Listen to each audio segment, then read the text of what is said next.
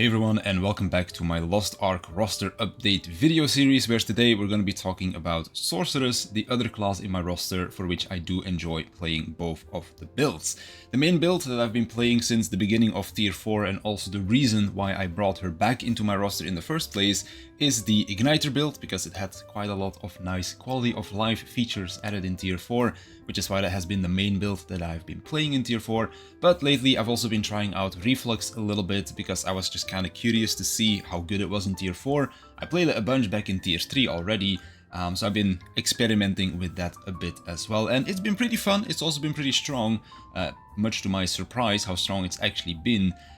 So I just kind of switch between the two depending on what I feel like. In the upcoming patch we get the gem changes, where you can just very easily switch between the gems, no rerolling needed when you bind them to your character. So that should be a whole lot of fun to quickly switch between those two builds. So today I'm also going to be talking about both of them. Now let's start off with Igniter, as that is the main build that I like to play on her.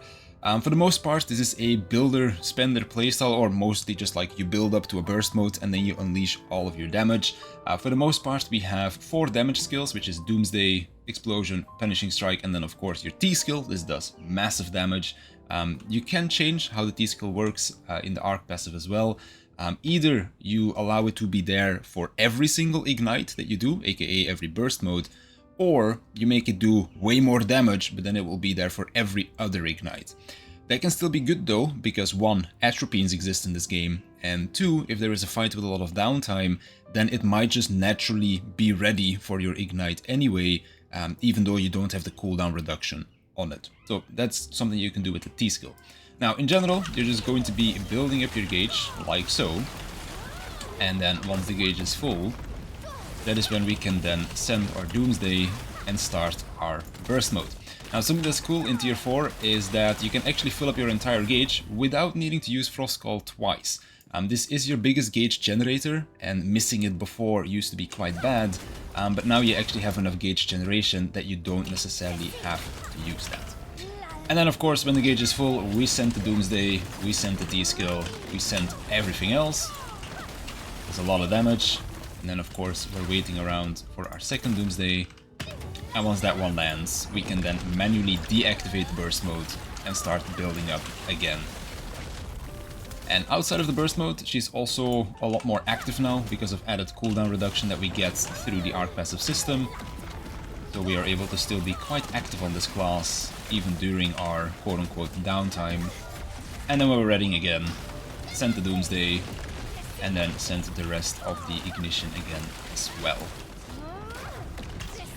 And that's pretty much all there is to the Igniter gameplay. The main change in terms of quality of life going into Tier 4 is that we have more cooldown reduction, so fitting in your ignite, like the second Doomsday and such, is much easier.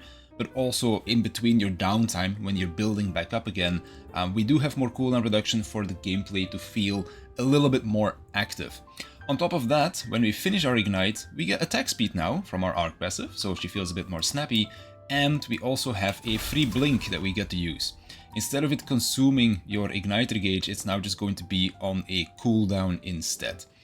So that's also a really nice quality of life feature. So let's then take a look at the build itself. So of course this is a full spec with crit secondary build. Engravings, Cursed All, Grudge, Adrenaline, MP efficiency and all-out attack. You can run Hitmaster instead of MP efficiency if you want to, but because I have this at Relic, because a lot of my classes use MPE or can use MPE, that is why I decided to run this over Hitmaster. And also this helps with potential mana issues that you might have. If you don't have a good support, you can run into mana issues with this class, and MPE kinda fixes that. For gems, we're running damaging cooldown on just about everything that does damage, and Frost Call just takes a cooldown gem instead, so nothing too crazy over here. And then let's take a look at our skills. So for synergy we have Blaze. There are some options that you can take here. Either you take Charged Flame, which makes it 2 stacks, so you can just use it twice in a row. Oh, I missed my synergy, I can just use it again. Makes the uptime a lot easier. But you can also take Flame Expansion instead, makes it do a little bit more damage. For Explosion, this is one of our DPS skills. Galewind Rune, Rhyme Arrow. We don't actually need the Enlightenment tripod to get our gauge, so you can just take Quick Prep instead, so you can get more casts out, so that it does more damage overall. You can take Enlightenment if you really need to, like maybe in the earlier game, if you don't have like all the wealth runes or something, but late game, you can just take Quick Prep instead. Frostcall, legendary wealth rune, it's not really worth putting it to 10 because it doesn't really do that much damage, so just getting these two is more than enough. Doomsday, of course, our biggest damaging skill. These are the tripods. Punishing Strike, if you're struggling with mana, you can take the Mind Enhancement tripod as well to get some mana refund, because this is just bigger AoE. Like on Doomsday, you also have these, but you do have Ignite, and on Explosion, same thing. These will increase the damage that it does, not by a lot, but by a little bit. But of course, if you're really struggling with mana, then you can take those mana tripods there. But with Punishing, it's literally a free mana tripod, so if you don't want to take the bigger AoE, because it's easy enough to land, just take the mana tripod instead. To help with mana, we also put our Squall to level 10 to get charge MP, because this does refund quite a bit. And then last but not least, we have Inferno. Again, here you have a choice. You can either make a charge flame, where you get 2 stacks, so it's a little bit more lenient towards building up your identity gauge, but you can also just take weak point enhancement to again make it deal more damage. Choice is kind of yours. For the Arc passives then, we're going full spec, crit as a secondary, 2 points into illicit spell to again kind of help with the MP cost reduction, and then we also take 1 level in Keen Sense to get some more crit rate, 2 points in unlimited magic to again help with the MP cost and also give us some well needed cooldown reduction, because that really helps with the feel of this class, and then we can take MP Furnace. Again, if you have mana issues, you can also take Standing Striker, but honestly, MP Furnace, if you're running MPE, if you're running like the mana cost tripod on Punishing Strike, if you have your counter skill maxed out to get the MP refund from that, honestly, you should be able to run MP Furnace just fine. For Enlightenment, we go all the way down. This is also what gives you that attack speed buff when you exit your Igniter, so it feels really nice. And then we take Blink Explosion for that free blink. It's on a 25-second cooldown, but it just feels really good to use.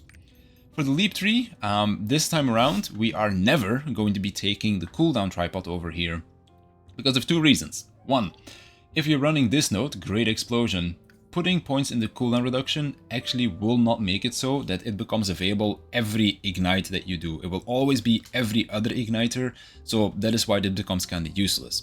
If you're taking Outburst instead, it will lower the damage of your T-skill, but it will reset its cooldown every time you press the Ignite button. So again, cooldown reduction becomes useless, because this will just give you a full refund instead. So that is why we're always taking maxed out Transcendent Power, and then either you take Great Explosion for the very big numbers that you might be chasing with like an Atropine or something, or if you want to just have it available every single Ignite, then you can take Outburst.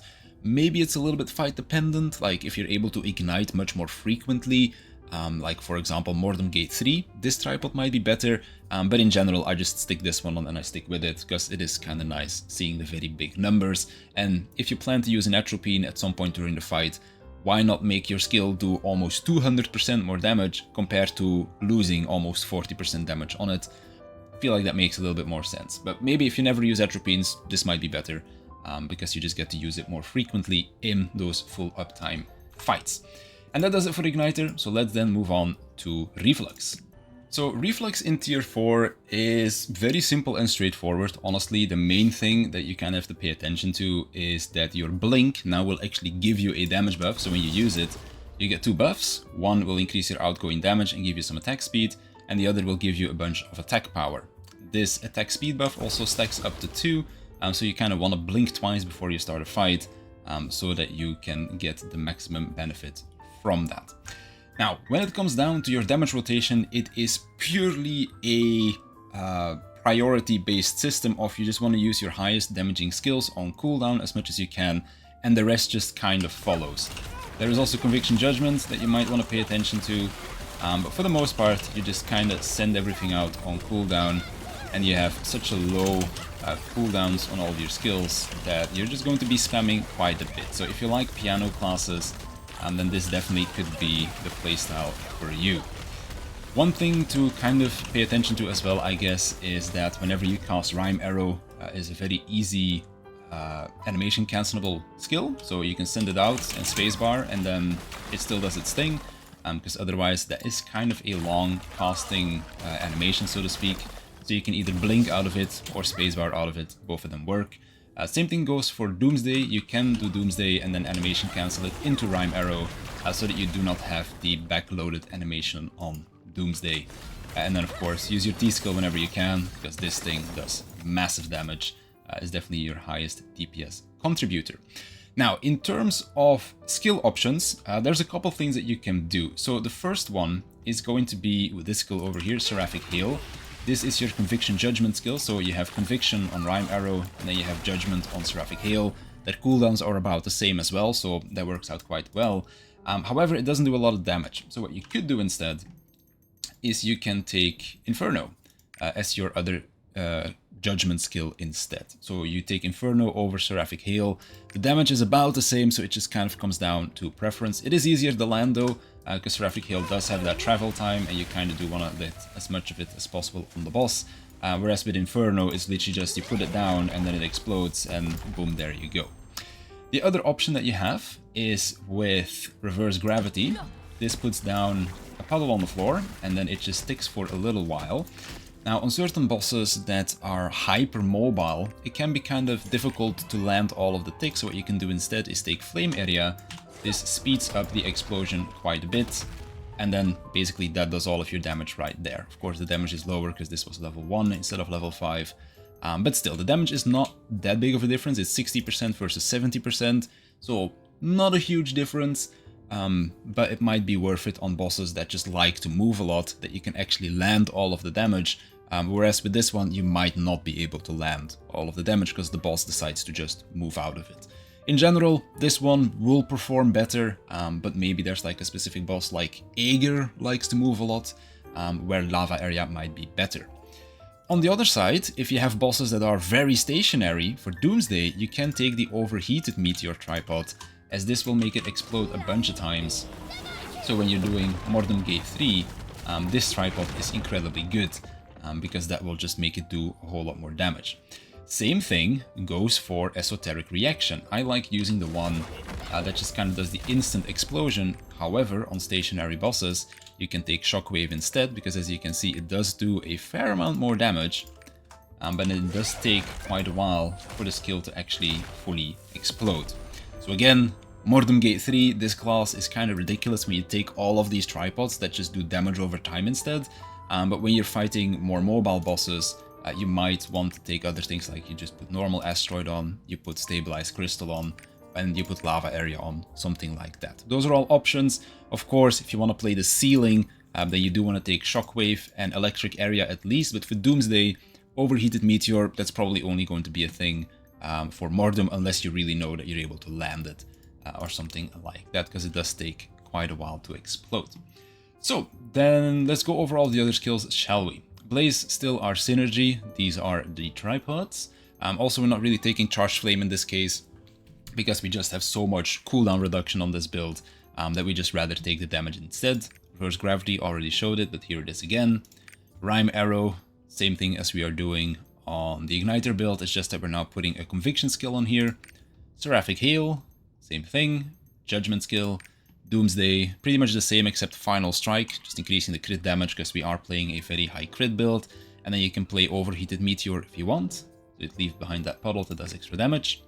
For this one, we are going to take Mind Enhancement, because the wide angle attack is kind of useless on this, because it becomes just one straight line, so you don't really need the extra AoE on that. So taking the MP cost reduction is going to be nice to kind of mitigate our MP potential issues. We don't really have skill points this time to spend on Squall, so we just leave it at level 1. And then Esoteric Reaction like this. Again, if you don't like the long cast time for Shockwave, then you can take Stabilized Crystal instead. In terms of arc passives, we are going full crit, Swiftness as secondary. For this first line, you can kind of choose. I personally like playing with the extra cooldown reduction.